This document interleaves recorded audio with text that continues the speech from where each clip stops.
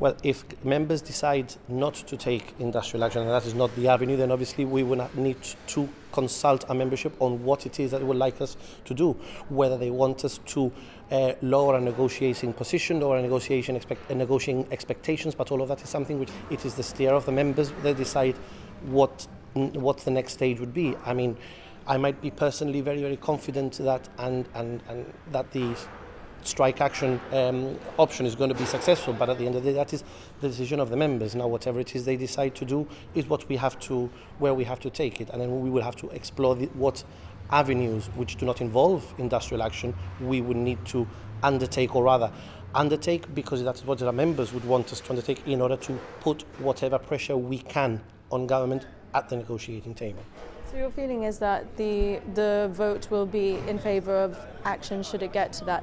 That's essentially going into negotiations with a gun on the table, no? I wouldn't think so. It's basically being prepared for the worst. I mean, the Chief Minister has basically said that with all the negotiations, since he first started the Brexit negotiations with the European Union, that he was preparing for every eventuality. Does that mean that the Chief Minister has walked into these conversations with the EU with a gun on his head? I don't personally think so. I think he's being cautious, which at the end of the day is what Unite is doing here, being cautious and making sure that we're prepared for any eventuality.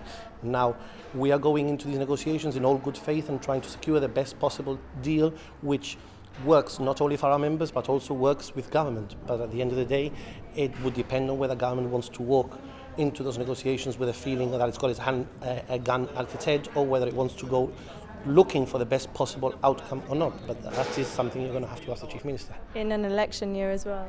Well, unfortunately, this is exactly where we are. As I said before, we've had several meetings and negotiations, not only with the members, but in government, and unfortunately we now are at this point right now. It's unfortunate it's an election year, but at the end of the day, I think the situation has basically come to a head, so now this is where we're now at. Last year, Sir Joe said that the public sector had overspent by about 40 million and that a pay rise wasn't looking likely for some time. Why are you pushing ahead with this when you have already had that news? You know that it's going to be a difficult one to do. Because at the end of the day, it's not on what government, because look, I'm not going to go into the figures of what government has published and what the ministers have said or not. At the end of the day, those are funds which they will understand how they've published those things. As I've said before, we are carrying a mandate from our members. Our members expect us to follow whatever it is that they want us to do. This is what our members are asking for. Our members are asking for to sit down and engage government in a negotiation to secure some form of pay increase.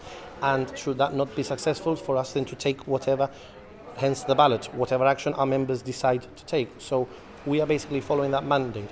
If government feel or they decide that they do not have the funds, and look, that is something that at the negotiating table will have to be addressed. But at the end of the day, we are following the mandate of our members.